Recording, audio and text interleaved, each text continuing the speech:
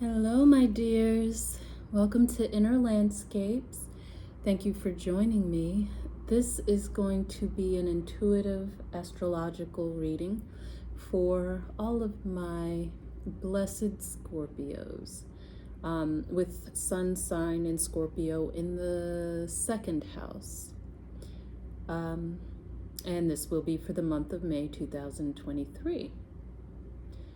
Without much else to do, let's just get into it. I'm not gonna use these right now. All right, let's do this. Let's see what's going on for my Scorpios. And as usual, these readings are for either a child that you would like more insight on, that you are raising, or that you know someone else is raising, that has their sun in Scorpio in the second house, or this could be for you, your inner child, if you are an adult with your Scorpio sun sign in the second house as a placement. So either or works. Hope you are all doing well. Let's see what May has either already brought for you or will bring for you. What's going on for my Scorpios?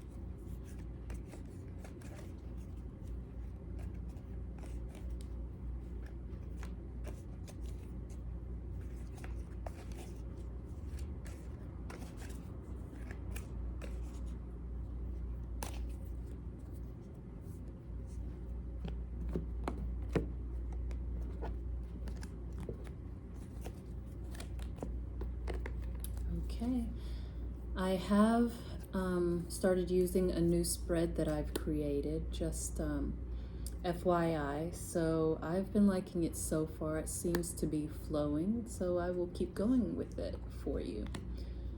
And I'll let you know what each of the placements in this spread mean as we go along.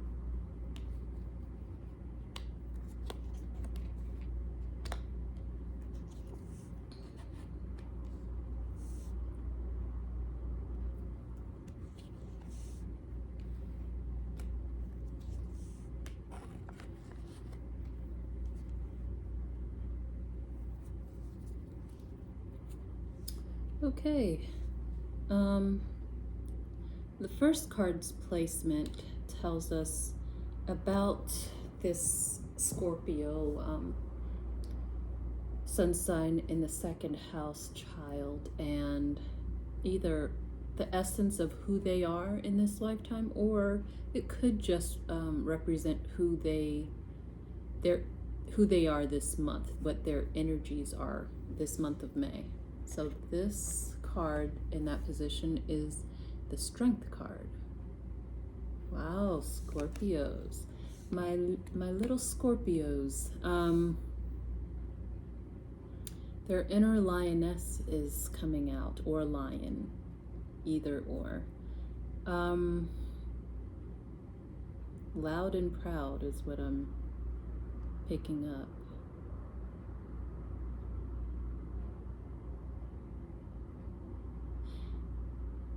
They're finding their personal power. personal power to overcome obstacles, personal power to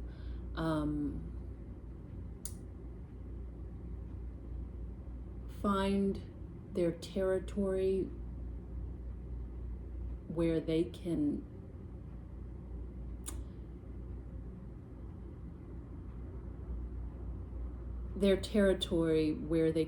plant things that will grow, sow seeds of abundance and claim that abundance.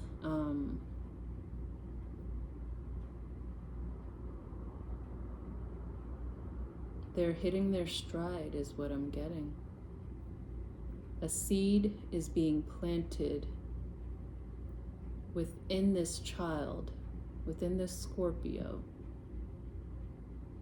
that is taking deep root in regards to their self-confidence, their backbone, their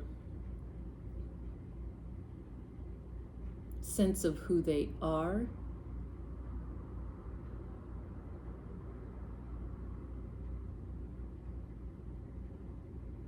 and they're being given their flowers for this.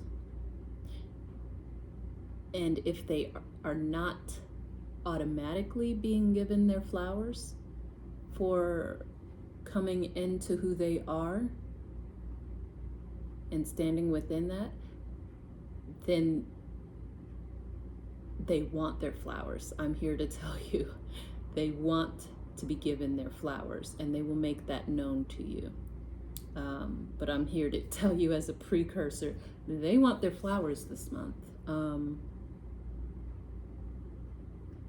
Yeah, I just see a lot of inner strength with this card, and it's core strength rooted within themselves that they're finally touching and getting a hold of and finally expressing. All right, so then that's who they are.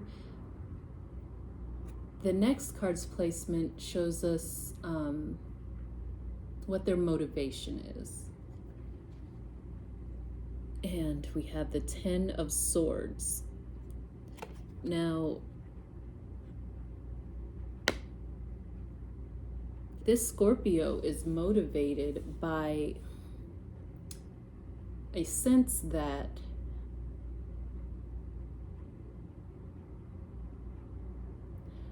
at any moment, at any turn, you don't know what you may come up against.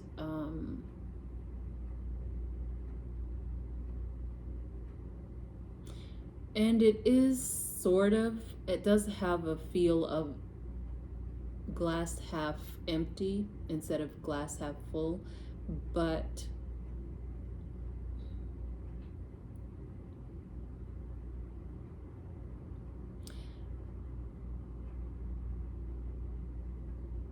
I do think that they are aware of this. And awareness is half of the battle, right? So in their being aware of this, I don't think they'll let it stay or completely sour within them that there's always going to be a fight or a battle to be had, but they're staying prepared for it in any case, so that they aren't surprised if and when it does happen. But I get the sense that they are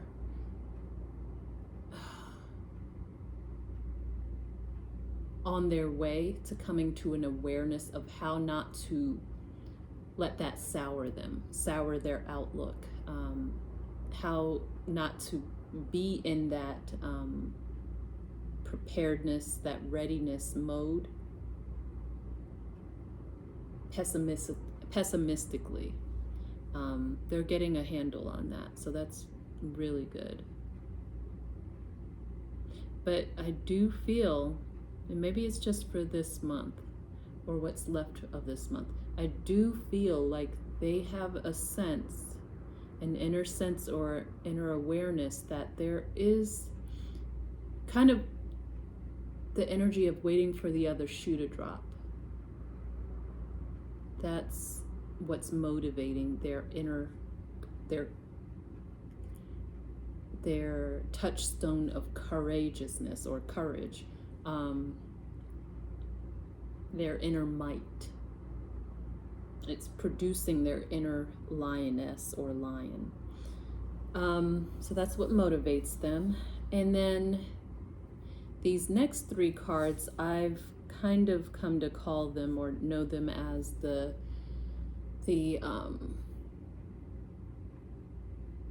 I guess the power of three is what I'd like to call it, or the Trinity, astrological wise. And that is the first of the three cards shows where they have been, and it usually points to previous lives, but it can also point to earlier in this lifetime for them. Lessons that they may have learned, or more so experiences that they have gone through in previous lives or previous times that they can have gleaned tools and skills from, and possibly even wisdom from, because they've already been through it. Yeah, so I consider that first card of this Trinity their south node. The second card in this Trinity is what I consider as their karma, their area of karma for this lifetime, what they have come into this life to work out, usually because of previous choices and decisions, like I said, usually in a previous lifetime, but it could again be from earlier in this life, where they are now walking through the consequences of those choices. So essentially, this is the card that I look at as their Saturn placement, their Saturnian lesson for this lifetime. The third of this Trinity series is what I consider as the North Node placement, which is where they're heading to where they're being guided or drawn towards, their aspirations, their North Star for this lifetime. And the way I look at that as well as in addition to just being their North Node, I think of the North Node as a potential for where their sun sign for their next lifetime. If they are carrying over to another lifetime, I see that as, for instance, if you have a North Node in Cancer in this lifetime, to me, I view that as going into your next lifetime, that will most likely be your sun sign for your next lifetime. So that's the way I view that, just as an FYI. So the first card in this series of three, the power of three, is again what I consider the South Node, and here we have the Seven of Cups in reverse.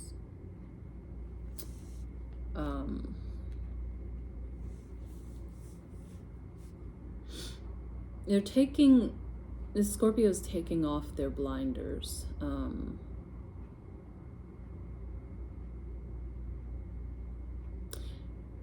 Because it looks like previously they've been through the experience where they have had to do so. They were a lot more naive than they are this go around. They went with their head in the sand, so to speak, through certain things that may not have been to their liking or to their taste, whereas in this life, blinders are completely off. Very true to Scorpionic nature, the blinders are off, and they're willing and able to dive deep and dig into the reality of the situation, the worst parts of it as well as the best parts, but really do some investigative work. And not, you can't do that when you have blinders on. So yeah, that's where they've been. Their karma that they have to work out in this lifetime, possible Saturnian placement. Oh, by the way, their south node, I believe it may have been Piscean. I'm getting a Piscean vibe from that. Next is their card of karma for this lifetime, and that's the Ace of Cups in reverse. What the energies they're having to work through in this lifetime and clear out, hopefully, is that of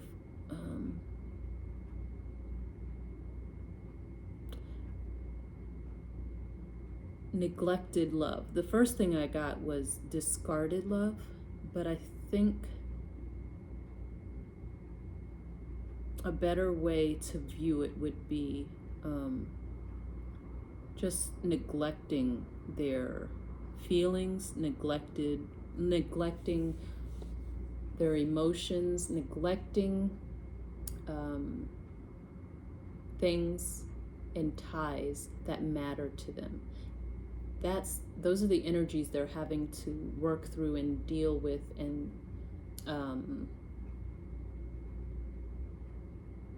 learn from in this lifetime.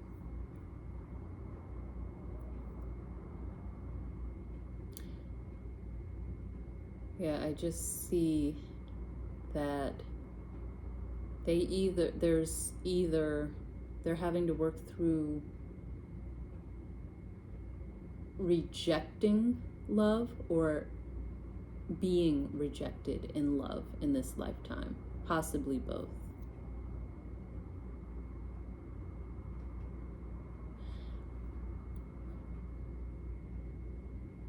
Okay. All right. Then the third card in this trinity, the North Node, is the Seven of Pentacles. So it's interesting. A 7, both the North and South nodes are 7, just as in an actual natal chart, astrological natal chart. Whatever the, say for instance, the North Node was in 7 degrees of Cancer. The South Node would be in 7 degrees of Capricorn. It's a complete opposite, but the numbers would, their alignment on their axis would always be the same amount of degrees. So that's very interesting that both the South Node and the North Node are coming up with 7 in this reading. But regardless, 7 of Pentacles for their North Node, which is where they're heading, their guiding light, their inner guidance, North Star. They are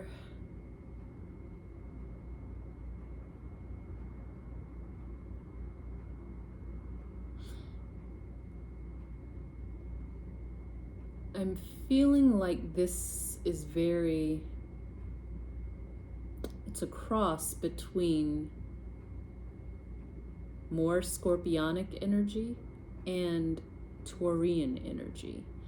So what I'm seeing is that they are learning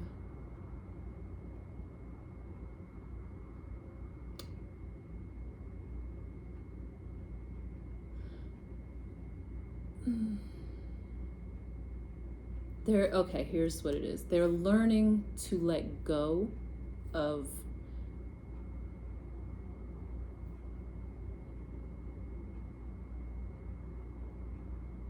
and put down the or release the energies that they've worked with in this lifetime as a Scorpio of what is considered other people's money and resources. That's what Scorpio, their energies as far as resources, they're known for that. Investments, other, working with others to gain a share of the resources. That's, in other words, other people's money, having others invest in them. They're letting go of that and heading towards more Taurian energy, where it's learning how to build resources for yourself, not on your own necessarily, because you can't do much of anything on your own in this world. But there is the essence of not relying as much as a Scorpio would on others to build your own foundation, to build your own resources, whether it's money, whether it's friends, whether it's whatever resources you can consider in this world, possessions.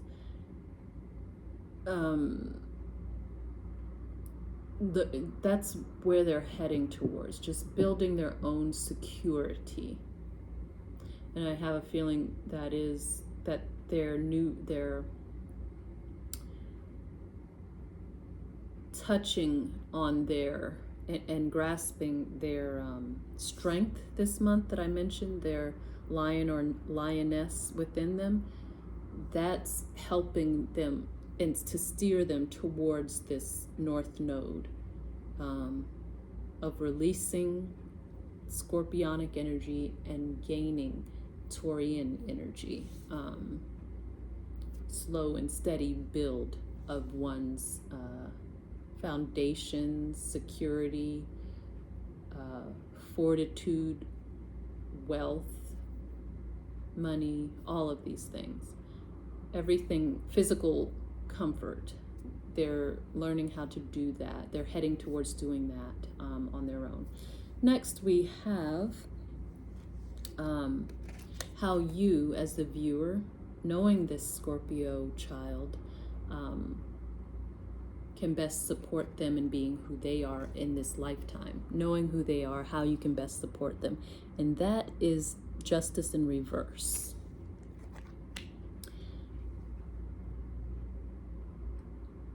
I really see that they can best be helped by you, by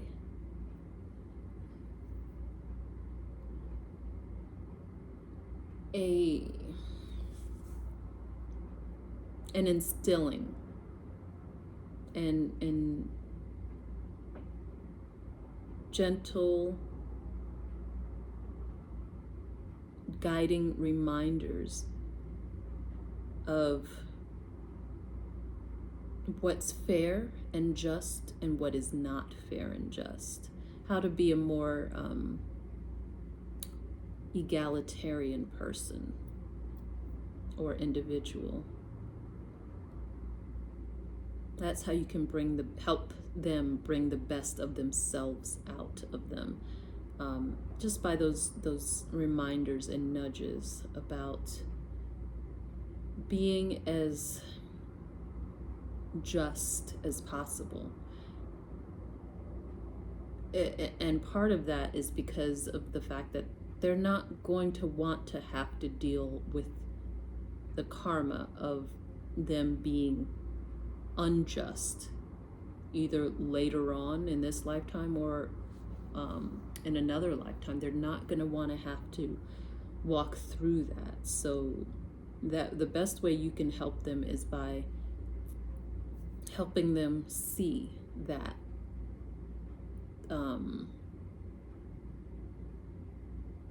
being just and being fair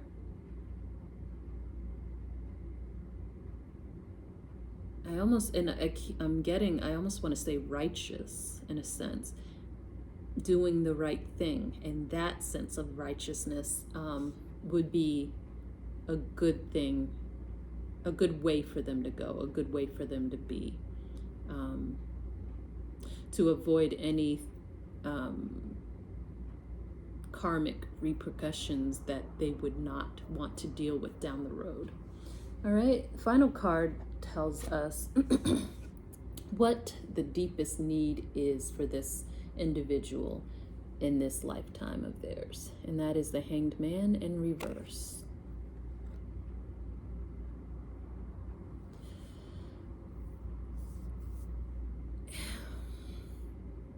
This is a bit of stubborn energy that I'm picking up, and this is giving me the sense that they need to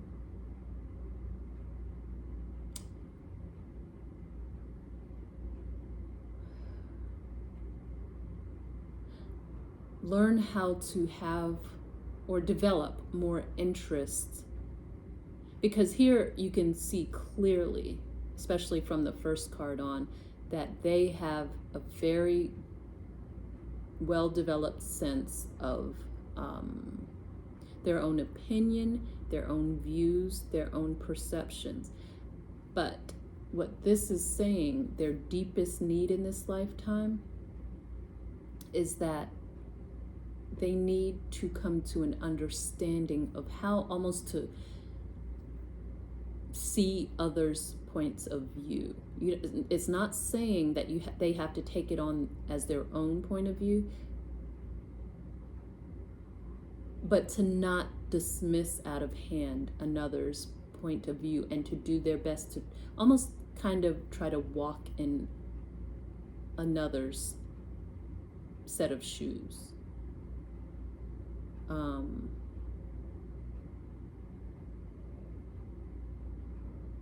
Because this ties in to this Justice in reverse card. I'm getting the sense of,